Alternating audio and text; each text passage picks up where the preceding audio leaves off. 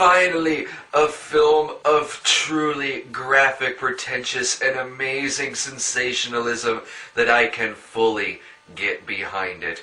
Oh sure, Pier Pasolini's Salo may gross us out from time to time, but here is a film that shows us the depths of human depravity and the corruption of power at the hands of fascists and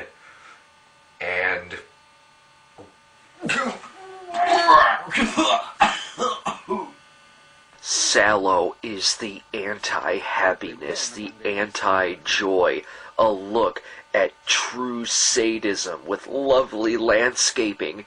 Isn't that a beautiful shot? Dunque negli umili, negli infelici. Va San Dio, in tutto il mondo non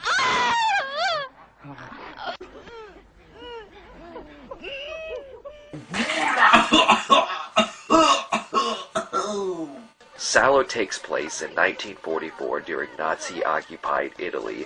4 libertines, the Duke, the Magistrate, the Bishop, and the President, along with several guardsmen and some elderly prostitutes, kidnap 9 adolescent boys and 9 adolescent girls and hold them under their strict and forceful rule in a palace near the countryside. Here, they are subjected to mental and sexual torture, which at the hands of master director Pasolini shows us these 4 men's determination to modify the human body, taking away shame and dignity and turning it into a harmful temple with absolutely no value to its owner.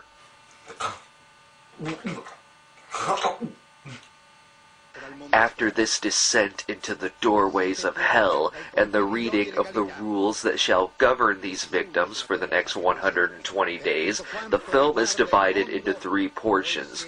In the Circle of Obsessions, we are first introduced to the deviations which will exceed tenfold as the movie continues. Each section of the movie starts out with graphic storytelling from the prostitutes concerning their own brush with sexual extremes and human cruelty, all told with a nice smile on their face. I think that something might be fishy with the DVD subtitles for this film, but no matter, the depth and art of Salo is still present. Nello stesso istante mi sentii completamente immersa in uno spruzzo bianco. È solo così che possiamo trarre dalle sue storie. Lo so bene, sono stata avvertita di non omettere alcun dettaglio e di entrare nei minimi particolari tutte le volte che si può. Oh, God.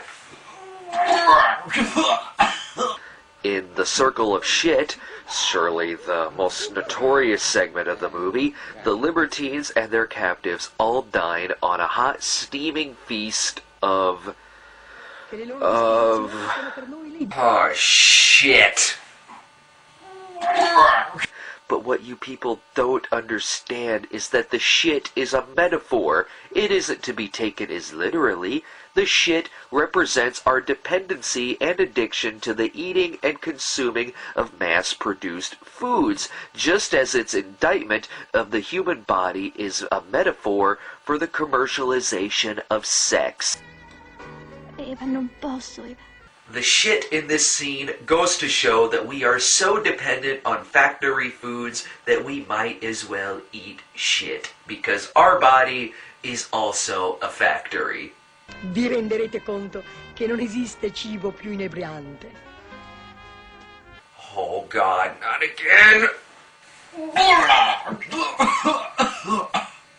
As the movie goes on, names are written down in a book. These are the names of those who do not cooperate with the libertines, be it by crying or by relieving themselves, and the paranoia of the idea of the unknown is the foreground for a tremendous series of scenes involving someone who is caught disobeying the rules and that forces them to rat out someone else to save their own skin, then that person rats out another person, and so on, until one of the guards is caught making love to the maid.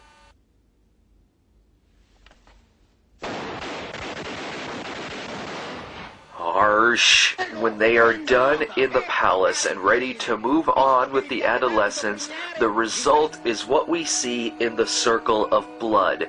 The destruction of those unwilling to abide by the rules of their fascist dictators.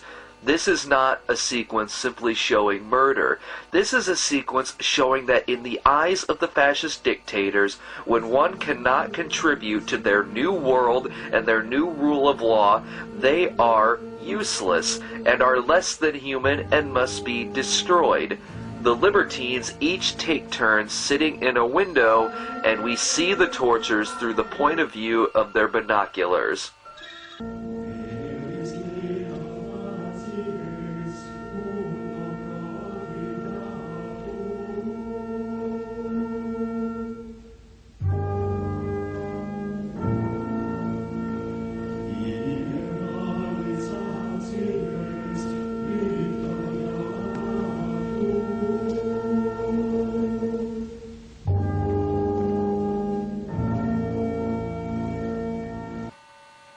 I'm having some trouble with this one.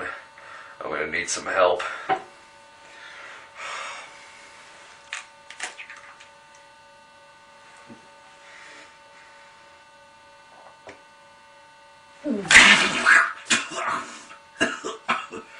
Lo sai quello che fa un bolscevico quando si tuffa nel Mar Rosso? No, me lo dica. Fa pluff! L'angolo della poesia. By the film's end, when we see the innocent display of the two guards dancing with one another, we must not forget that through this vision of life, death is just right outside the window. Salo is just the kind of beauty in filmmaking that I've been missing all of these months. Dovremmo esserle grati perché ha goduto mentre qualcuno la possedeva una volta. Questo dovrebbe bastare, a dire il vero. Ricordo che tanto tempo fa avevo anch'io una madre. And now I have to go shrug this one off.